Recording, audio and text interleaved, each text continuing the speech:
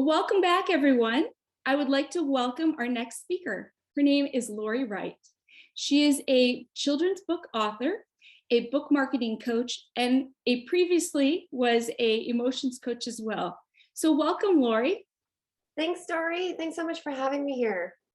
Thank you for being here, Laurie. I appreciate it.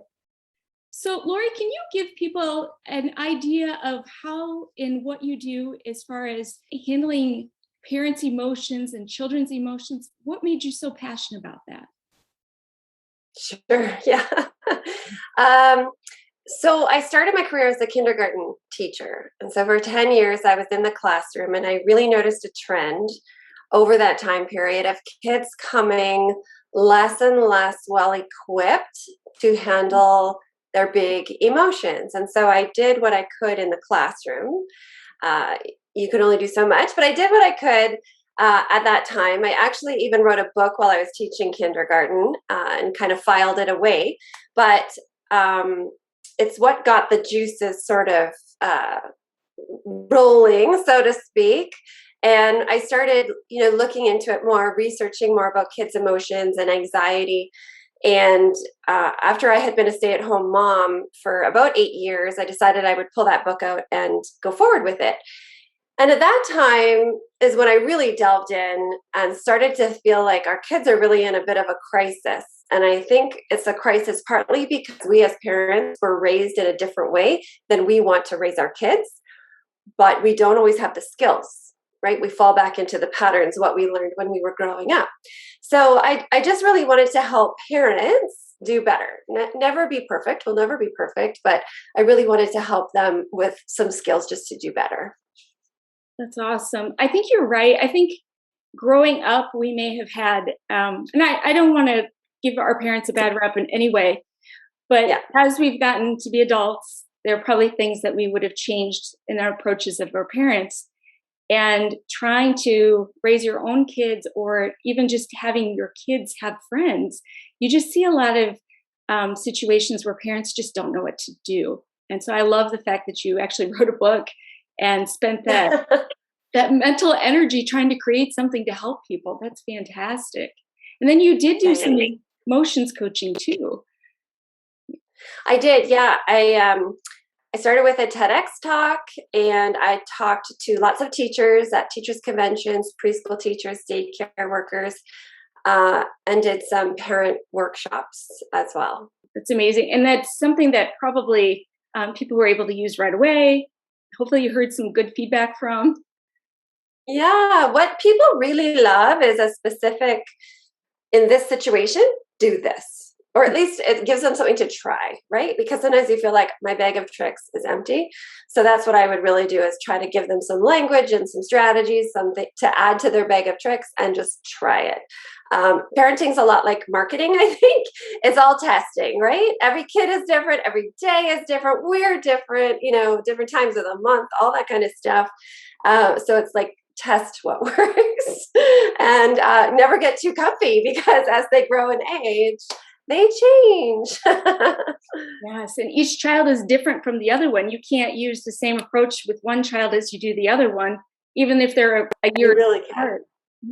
No. Yeah, you really can't. It would be nice if you could. Did you end up having some favorite gold nuggets to give parents? Like if they started to feel that their emotions were overrunning them along with their child's emotions?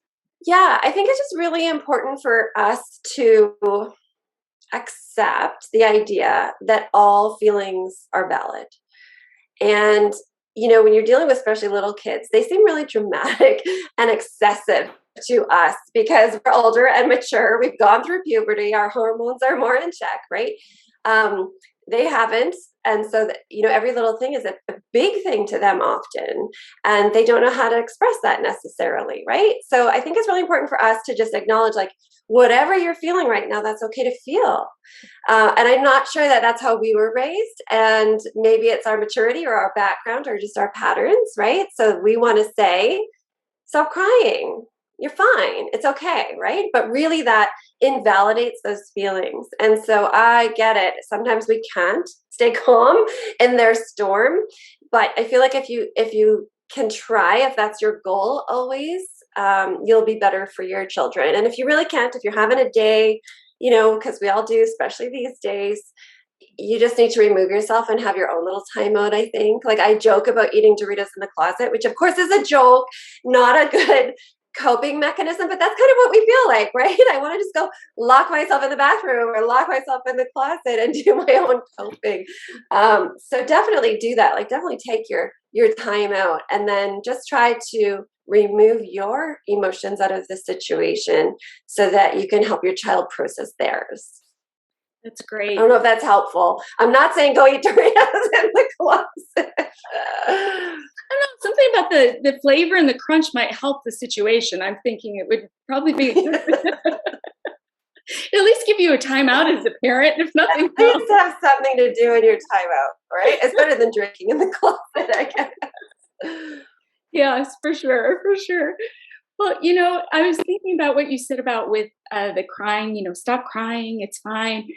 I was just listening to a conversation where it was actually a father, and the father was talking about being raised, and in the past, you had to be strong, you had to be a strong guy, and you couldn't show the emotions that you were having, and they weren't fine.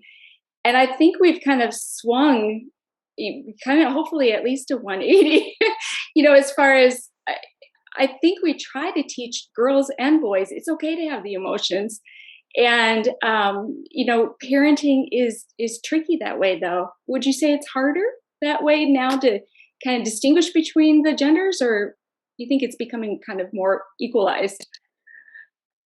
I like to think we're heading the right direction for sure. I know even myself, I catch myself, and again, it's just those patterns of probably how we were raised in society. The very first thing off the top of my head is, hey guys, okay guys. And I remember going through teachers college and one of my practicum teachers saying, don't say that. But it's so ingrained. It's so hard to remove that from the vocabulary. So really try hard. Hey, you two. Okay, my friends. Okay, my darlings. Okay, right. And I myself really try, but I feel like that's all we can do, right? We can try to acknowledge it and do better a little bit, every day, and we'll get there. And our kids are going to grow up so much better at that than we are, I think, right? Yeah, yeah. Mm. Do you have? I know you. I'm going to reveal that you have children, and with your kids, do you ever have situations where you have to reroute them? So let's say, for instance, I'm thinking with my two, they're older, but they still squabble and fight, and one gets really put out with the other ones, and you can just feel that tension rising. So are there things Yeah. that you do, especially with your coaching background, that you bring that escalation down and kind of maybe not neutralize it completely, but bring it down? Yeah. I think with teenagers, it's harder. There's a lot of hormones at play, and it can be really hard with teenagers, I think, to do the breathe through it, honey. Like they don't want that. What they need is really just, I think, a removal. I find with my 13-year-old, physical activity is great. So if you can get them shoveling or raking or taking the garbage out or, something like that for 5 minutes. Hey, can you help mom out for 5 minutes? That really helps them just to calm and center themselves again, because the emotions get so high and out of control very quickly, I think, with teenagers. So I think that's a great way if you can do that. Sometimes it's harder because they're already higher and they don't want you to help them breathe at that point, right? But with the littler kids, if you can start with when they're little, coach them, like take some breaths, and that's the most important part first, because if they're freaking out, the breath is the first thing to become dysregulated, and then they really can't process anything high level, right? So then they're really just acting on impulse and not in control. So the very first thing I think is get down with them wherever they are, sit on the stairs, sit on the floor, sit wherever they are, if they'll allow you to, and just practice breathing with them. So big breath in, and then I try to really do it with them. So they can't always hear your words, but I do this. And then they mimic, even if they're not hearing what I'm saying, they're listening to my breath and they're mimicking that. And then a little bit of coaching around, seems like you're feeling sad, frustrated, angry, upset, name the feeling. And it's very purposeful. even to do it, even if you feel like I've told him he's feeling angry a lot, he's going to recognize it in other people, he or she, and they're also going to recognize it in themselves eventually, right? Seems like you're feeling angry because. And so they'll usually yes, or sometimes no. Yesterday, I thought my daughter was upset because I was trying. She had some too tight see-through pants on. I was really trying her, just cover, just get a longer shirt. Again, my thing, she didn't care, and she started getting upset. And I said, it seems like you're upset. Are you upset about the pants that I was, like that these things I'm saying? She said, no, I'm upset. I'm nervous to go to school. So there was a COVID case in her class. And so sometimes we just need to clarify, right? It seems like you're upset, angry, frustrated, worried, etc. And hopefully they'll be able to say, yes, you're right, or no. And then you really want to validate that feeling. So I get it. I get why you're worried. That makes a lot of sense. I feel that way too. Or I understand that that's quite a shock, a surprise, a scare, whatever. Validate those feelings. And I think if you start doing that when they're younger, they're better equipped by the time they're teens. Although again, the hormones come out of nowhere and all the preparation in the world won't necessarily help in that moment. So just removing them and getting them to calm down, especially like I noticed with my son, who's my teen, he'll be mad at me when I suggest just go downstairs, take a few minutes and then we'll talk. And he'll go down there spitting and raging, right? And then he comes back up 5 or 10 minutes later, like nothing happened. We don't even need to talk, he's totally fine. So again, you have to assess the situation and the age of the child, but definitely helping them accept and name and calm down in whatever way works for them will help de-escalate those big situations, usually, right? Yeah. Not always. Yeah, you're right about the hormones. That's for sure. That definitely amplifies or sometimes masks what they're really feeling. And yeah, and I feel like with the younger kids, especially too, it's hard. It's hard when a 3-year-old melts down and you're not exactly sure what's going on. And I remember when the kids were really young, I wanted to be like that perfect mom and really understand my kids and be able to get their every need. And they're just screaming and you're like, I don't know what to do for you, and they don't know either sometimes. So that's where that maybe asking questions and suggesting some of the emotions really comes into play, I think, as a parent. Yeah. Yeah, I think it helps a lot. So if you were to say, as an emotions coach again, what is probably the one biggest complaint that parents came to you with about their kids and their emotions? I think just that the dysregulation, like again, feeling like it's dramatic or it's excessive, and why do they have to do that, right? Like, why are they even doing that? So again, it's really just checking your own self, right? So we might have grown up with "Don't cry, or I'll give you something to cry about," right? Or "Go cry alone," or "It's fine, you're fine," with that kind of tone, and so that might be where we're coming from with that, thinking that it's excessive. And I feel like men especially were raised that way. Hopefully that's shifting, like we talked about. But dads, I mean, not across the board, of course, but dads especially are like, "You're fine," right? Like, suck it up, you're fine. But it's akin to telling your kid, "You're fine, sweetie. Just push those feelings down. Just put them right down there," right? We would never actually say that on purpose. But when you're saying it's fine and you're fine, it's okay, stop crying, that's what we're really saying to them, is just push those feelings down. So we don't want to do that. We just want to allow it. Go ahead. Maybe we need to redirect them. When you're angry, you can't hit, you have to hit a pillow or a couch or this or that, and you can talk to them later. What helps you feel better when you feel like that? Like, do you want me to help you be alone? Do you want me to sit next to you? And then supporting them with what they tell you next time they have that dysregulation. Because again, you feel as a parent sometimes, I don't know what to do, right? I don't know how to help you. I don't even know where to start. So going back to that testing, sit next to them and just be there. Don't say anything. Don't try to solve the problems, or help them be alone, or help them do some work, and just see what works for each child if they're not able to tell you. Yeah, I like that. I like that, being there with them in the moment and letting them have Mhm. those feelings. I think that's really, really important, because even as adults, sometimes I'll admit I find myself telling my husband to back off so I can have my moment, you know? So, and I think Yeah.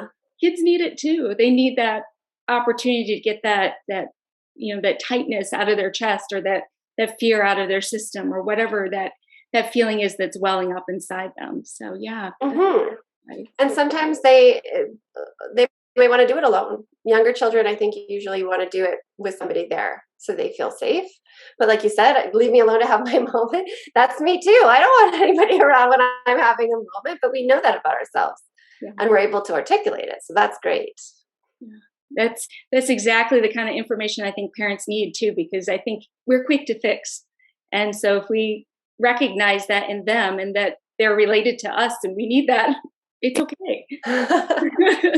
Yeah, that is, we always want to do that. But I think that led to the problem in the like the problem of learned helplessness. We want to fix. We want our kids to be happy, and we'll just do it for you, and we'll keep you calm all the time, right? And no problem, honey. I'll tie your shoes and I'll zip your jacket, and you don't ever need to learn that. But again, it's good for them to have some frustration and some challenge in their life, or they're not going to know how to handle that when it does happen naturally out in the real world. That was actually a big inspiration for the first book that I wrote, because at school I remember holding parents back, like, no, go wait outside. He can try to do his own snow pants, or he can do his own, like, I'm in Canada, right? So snow pants are a big thing when you're in kindergarten for the first time away. You have to figure out how to put it all on. So looking in hindsight, I kind of regret like holding parents back, but you need to let your kids try on their own. Mhm. Absolutely. Well, Lori, I'm going to pause this for now. This is all the time we have for our interview, but I'm definitely going to bring you back and pick your brain some more. So thank you for your time. Sounds good. You're so welcome, Dori. Thanks for having me. All right. We'll see you soon. Bye.